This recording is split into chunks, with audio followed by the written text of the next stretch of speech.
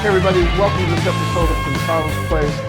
We've got Drew Mazurek and Will Shanks from UA with us. UA is one of the most coveted and mentioned brands, certainly on Pensado's Place in audio in general.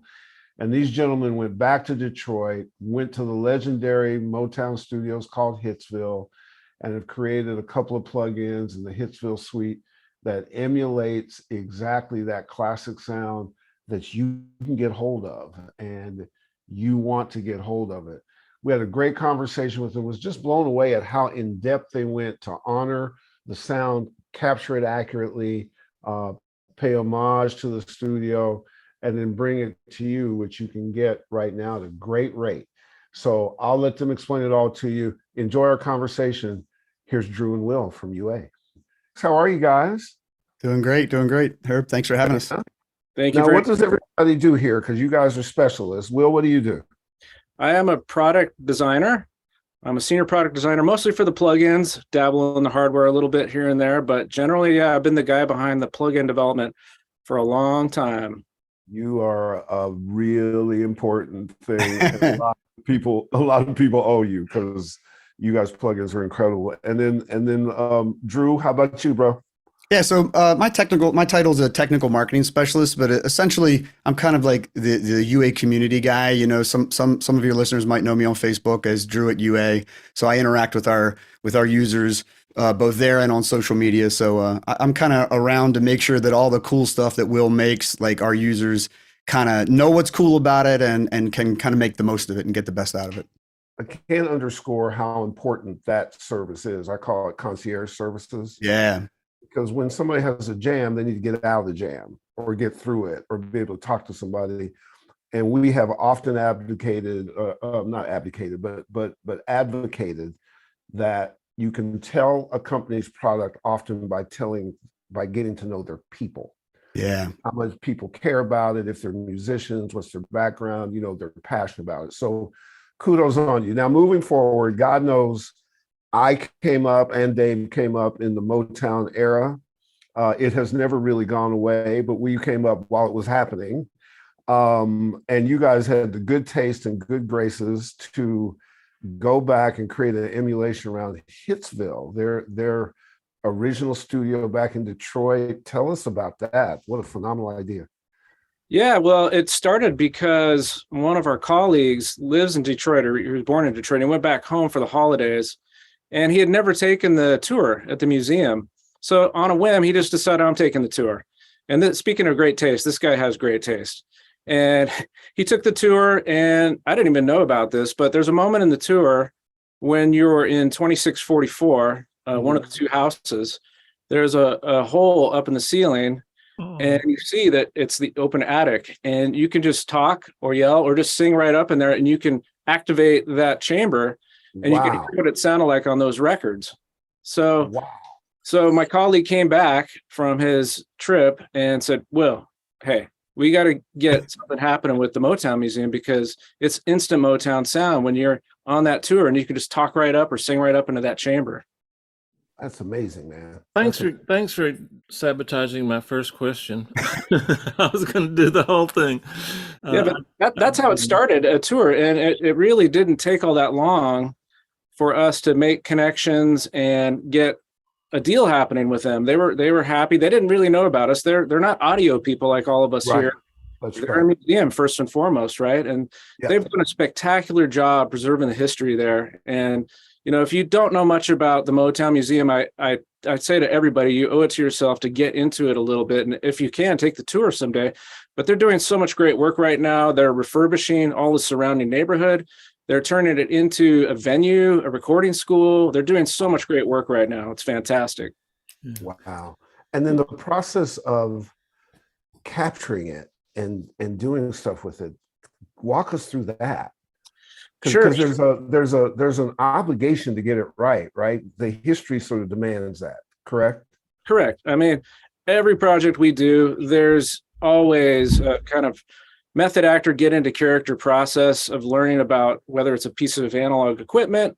But in this case, it was so much deeper. And I got to say, it was one of the coolest projects I've ever worked on. It might be the coolest project. So just to remind you guys, the first thing we did were the Hitsville EQs, the Motown EQs. The thing was, we started to get the deal happening just as COVID was starting to hit. And so originally it was going to be the chambers first, and then we had to pivot, and we ended up going with the EQ first. And by the time we were wrapping up the EQ, things had opened up again, which was great. So we were actually even able to go to Hitsville and measure some of their disc cutting EQs. So those are extremely rare. So these are the ones everybody's familiar with, the mix EQs, but we actually got access to the disc cutting EQs and their cut filters that they use for disc mastering. And that was a big part of the sound.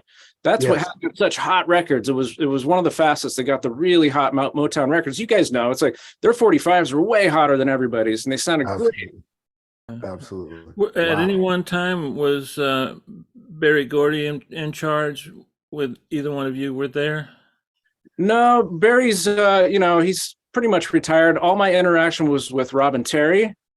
She is the niece of Esther Gordy, who was the one that founded the museum back in 85. Even before 85, they were giving tours because musicians just wanted to see that history. So everything was through Robin Terry, and she's done such an amazing job at preserving everything there. And I got to keep shouting out the Motown Museum and how much they've done. I haven't had any direct contact with Barry Gordy as of yet, but who knows, maybe someday. Is there any difference between what I would call the mastering version of the EQ and the actual go to vinyl version? It's really similar. They're both based on the Langevin EQ, but improved with all the switches. It's still stepped attenuators, and it has the amplifier in it with the mix EQs. The disc cutting EQs do not have the amplifier, although there was an amplifier in the system. And also in the mastering rack, they had the cut filters, extremely steep filters with a couple of options. But if you look at the plug-in, which you can kind of see right here, you can dig into and see what was actually in those racks. So when we were in Detroit, we actually got to pull the disc cutting EQs out of the rack, pull out the cut filters, which were massive, and do a reverse engineer on those and get them exactly as they were for the plug-in. It was very cool. I don't want to take up all the time at this part of the show, but who selected the 4 microphones for the reverb? Was those already there, or did you replace them with your microphones? I got to say, the most important contact I made in researching the Hitsville chambers was John Windt. So he was second in command in the technical engineering department under Mike McLean. And he's 80 years old. He lives down in LA. And it took a long time to find him, but he is the Rosetta Stone to how those chambers were all set up. In fact, he was the one that set them up. Wow. In fact, he started at Hitsville when he was 19 years old. His very first job was to clear out the attic in 2648 so that Pop Gordy, Barry's dad, could build out an echo chamber. So he was there right at the beginning when they started building out the echo chambers, and he tuned them, voiced them, equipped them. Wow. Because when we went to Hitsville, all the equipment was gone. The chambers were still there, totally left untouched, but the equipment was totally cleared out of the chambers. So we had to start from scratch in the research. There was no photo documentation of it. There was no written documentation from the museum. So finding John and also talking to other engineers who worked there, such as Bob Olson, Ken Sands, Russ Tarana, all these guys had bits and pieces of what they remembered how the chambers were set up. But once I found John, he kind of knew everything from the microphones that had been there historically from beginning to end, what speakers drivers were used, the crossovers, how the crossovers were set up, and exact positioning. He had a near photographic memory of the positioning of the drivers in the room, whether it was 2648 or 2644. It was incredible.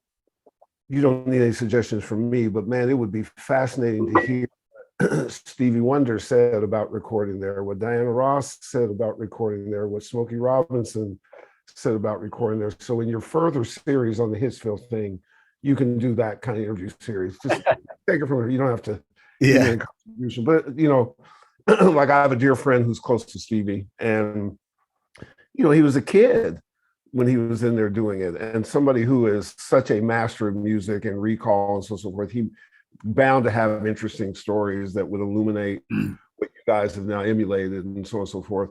So how, Drew, in your world, how does this cut across your world and what you do? Yeah, so for me, I get to sort of bask in the glory of all of Will's hard work. Like he does these amazing things and has for many decades for Universal Audio, and so I'm able to sort of help get the world to see that. And with Hitsville, it was amazing. I mean, it just hit the industry like crazy. I mean, of course, the first thing people say is, gosh, do I really need another reverb? Which of course we can all ask ourselves that question. But man, then this is one of the things that we're interested in, and Will in particular is like sort of, this is almost digital preservation, but he mentioned John, John's 80, like we're not going to have these amazing people who have done all these amazing things forever. And it's incumbent upon us, the younger generations to kind of capture that and sort of digitally preserve it. So Hitsville it's unobtainium. I mean, it was it was chambers that people hadn't heard forever. And then even when they were in use, you had to be, an artist signed to these labels, a couple different, Motown and its fringe labels were to even get access to it. So this wasn't a public studio. And it's just an utterly unique thing. And it's kind of an accident of history, Will can tell you some more details, but they weren't trained people. They were kind of winging it, they were kind of just doing something, it was, necessity is the mother of invention, and they kind of wung it and made these attics in these houses, and they just have such a unique sound to them.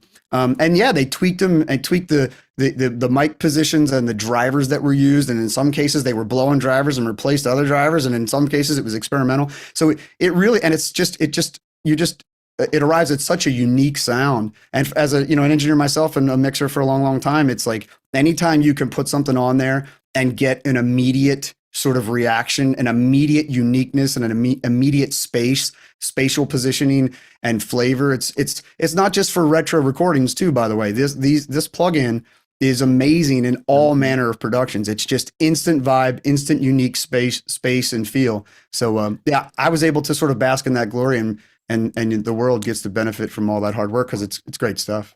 What's interesting about what you said, just really quick, Dave, is that, and particularly audience for you, no matter what you do, no matter what the technology is, if you're not getting the feel and emotion and groove and stuff that hits your heart as well as your ears, you might have something that's competent, but you will never have something that just really moves people. Yeah. And that's why Hitsville is important for you to use today, because that has that in it. I can tell that these guys, and we've heard it, have made sure that that kind of stuff has not been lost. It's not just some technical thing.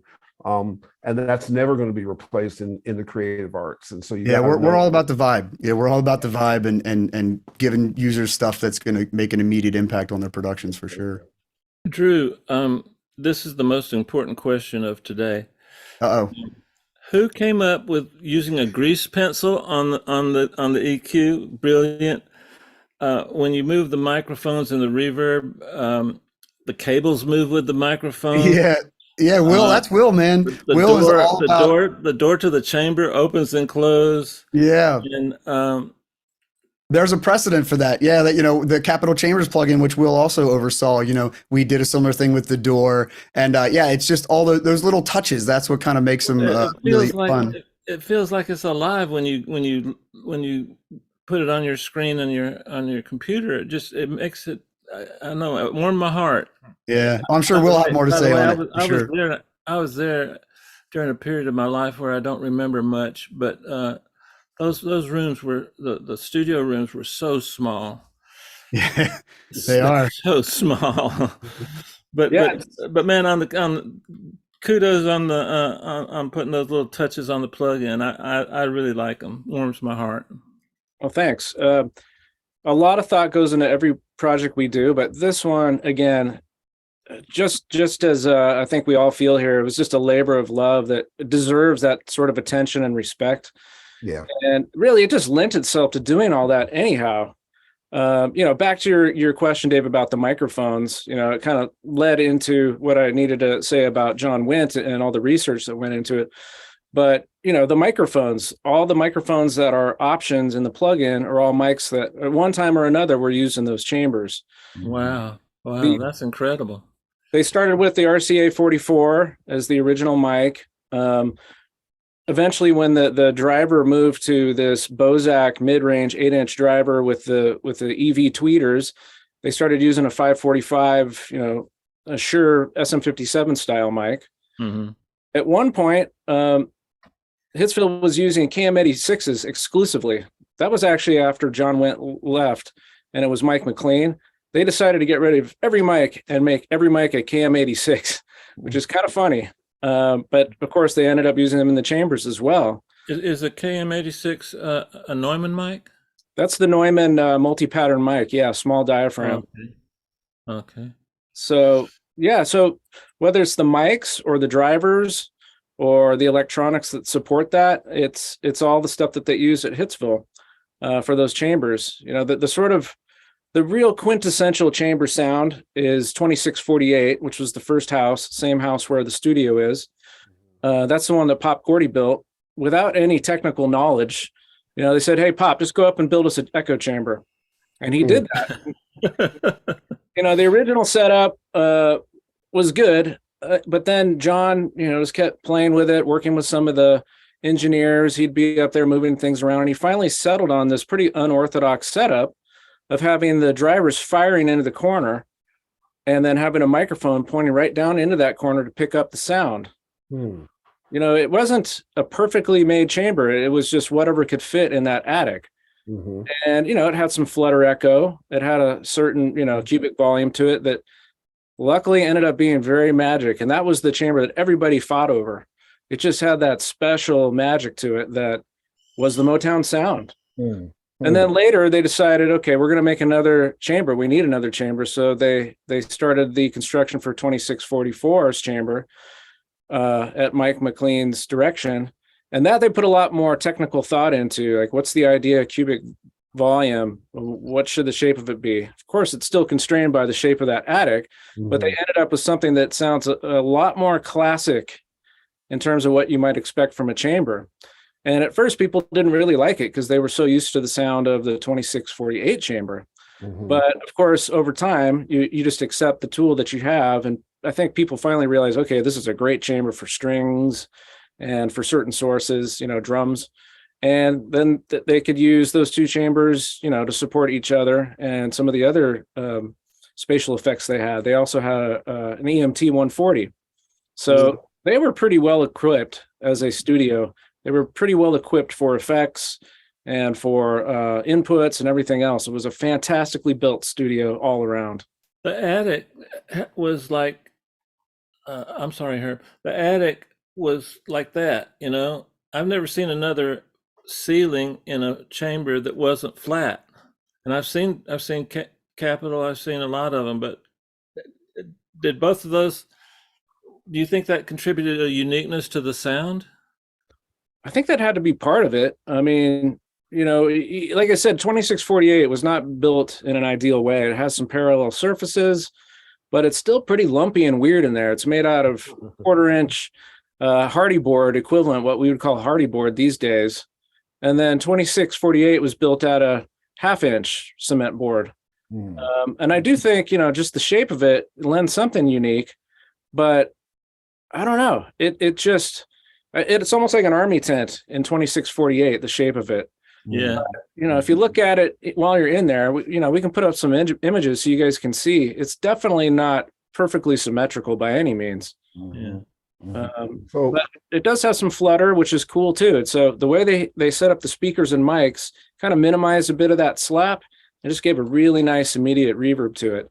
And also the way the electronics were set up, a lot of low end is rolled off in that chamber as well. Now the good thing is that you can make a product, but then you got to get it to market and get people to see it. And you guys have come up with tell us about Spark and how that works. Yeah, so Spark prior to Spark, in order to use any of our plugins, you had to have, a UAD2 DSP device, right? And, there's lots of good reasons for that. And that remains a great workflow to this day. But it did limit, the customer base that we could reach. And so the idea with Spark was to say, hey, let's try and make UAD for all, right? Like let's move out of this DSP model and add the addition of native processing. So we have this new format that we call UADX, which is a native format.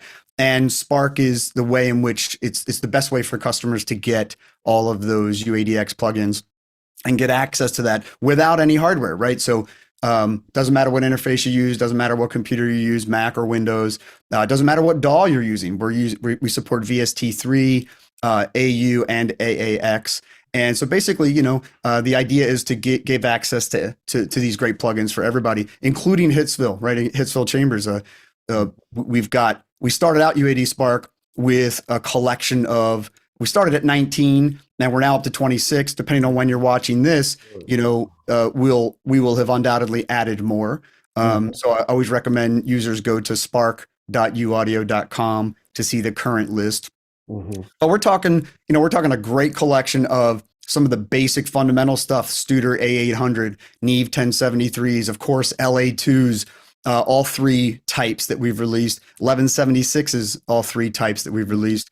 But we've also got some really great modern music making products in there. It includes all of the UAD instruments. So we're talking the Mini Moog, Opal, the amazing Waterfall B3 organ, if you've not heard that, super awesome.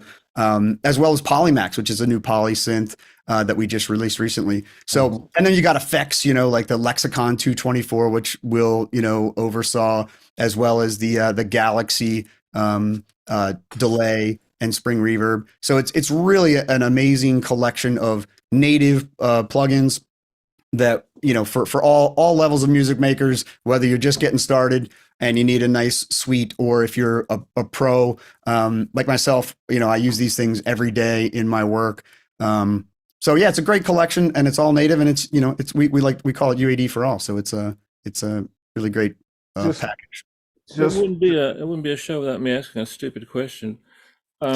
Right now, a lot of our potential clients or customers, I should say, have not gotten to the OS, the minimum OS. Is there a way to retroactively have it work with the other OSs before that? Yeah, no, unfortunately with Spark, there's certain tools that we use for its development that require everything beyond Mojave. So we're talking Catalina, Big Sur, and Monterey, and then of course Ventura now.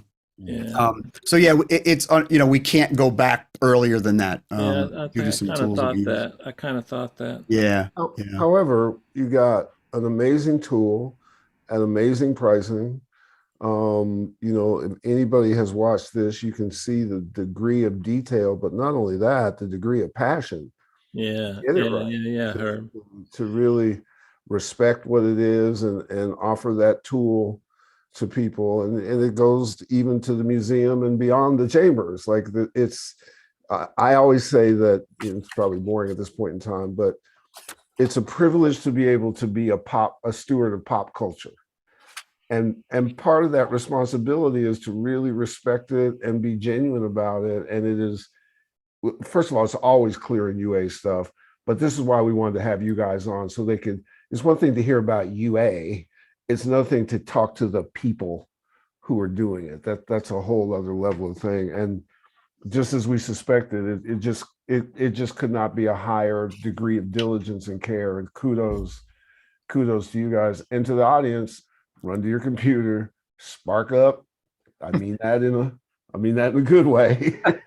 Yeah, we're doing. Yeah, you got to be careful there, Herb. Exactly. Yeah, and actually, right now, we're doing 99 cents for 3 months. So, now's a great time to try it. 99 cents for 3 months is an incredible deal. You can try out the whole package and see what you think. There's really no reason not to. You can't beat that. And if somebody doesn't have $1, hit Dave up. Dave will get you $1, and we'll get you in there, which means only 2 people can hit him before we run out of dollars. God, Drew and Will, it is part of what is really confirming for us is to continue to meet and integrate with people who take our community and what we do so seriously and provide tools, but yet are also just cool. And you can see why passion is the driver, vibe is the driver. We get the technical shit together, but it's really this stuff about feeling it in here, feeling it in your head and in your heart. Kudos to you both, and kudos to UA. Well, yeah, hey, Herb, thanks to you and Dave for everything you do to the community. You know, we're big fans of the show, and like what you've brought to the community is amazing. I can see it, you know, even in our user base. So kudos to you as well. It's been the most amazing ride, certainly in my career. Dave and I were talking yesterday. We had to shoot a piece, and I went out to his place and shot. And we're constantly, you know, we're 550 some odd episodes, and we still are stunned at the, like, we can literally be stopped in our tracks. And I still stupidly, when people come up, I go, "You've heard of us?" They're like, "Yeah, fool, we heard of you." So stay tuned. I think we're going to do our award show this year. UA should be part of that. We're going to do it in a really sexy way toward the end of the year. Stay tuned for that. We're big fans. You got to give a shout out to Erica McDaniel for me. Tell her that we said, hey. We will. She's super cool. But honestly, on Pensado's Place for 12 years with all these episodes, we probably have UA mentioned once or twice every third episode for all this time. People either use it, love it, swear by it. I mean, geez, when the Apollo came out, I thought life was going to change. It was just like people came out and, oh my God, you got to see this.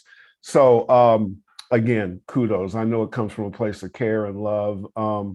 You got us anytime you need us. Really appreciate it. Yeah, absolutely.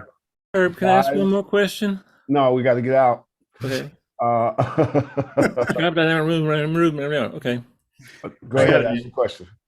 Describe dynamic room modeling for me mostly, but the people that care about that sort of stuff on the Hitsville chambers. Is it regular impulse response making, or is it different? Sure. Well, Hitsville chambers, along with Capitol chambers, it starts with impulse-based recordings, yes.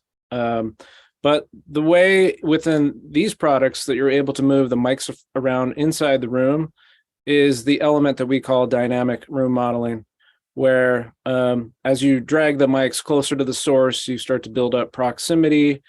You start to, remove some of the diffusion, or moving it further back, you gain those aspects. So I never thought of that.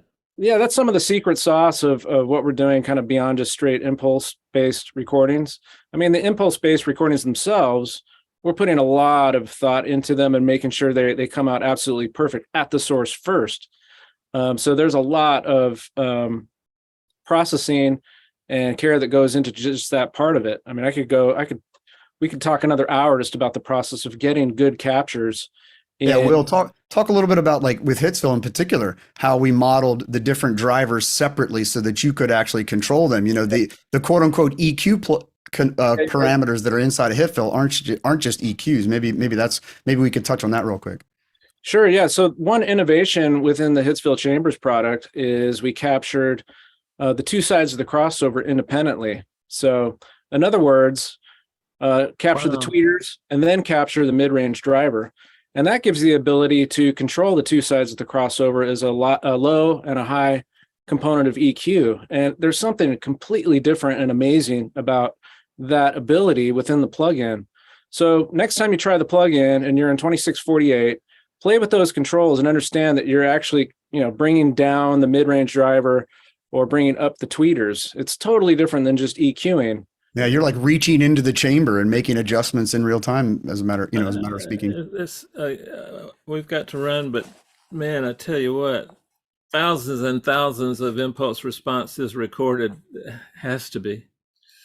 Yeah. We have a great process for making those files as absolutely perfect as we can get them. And then from there, we have the dynamic room modeling where, you can virtually drag those mics around in the room. You see the door open, like you said. Yeah. Virtual engineer is coming into the room and dragging your mics around for you. But it takes just an instant. Yeah, that's one of the first things I saw. That's part of the process of the way Right. UA does stuff and thinks about stuff. You'd be remiss not to get your 99 cents and go and try this product out and really see what it does to your recordings. And why we love you. Will Shanks and Drew Mazurek, thank you for joining us. And guys, we'll see you next time.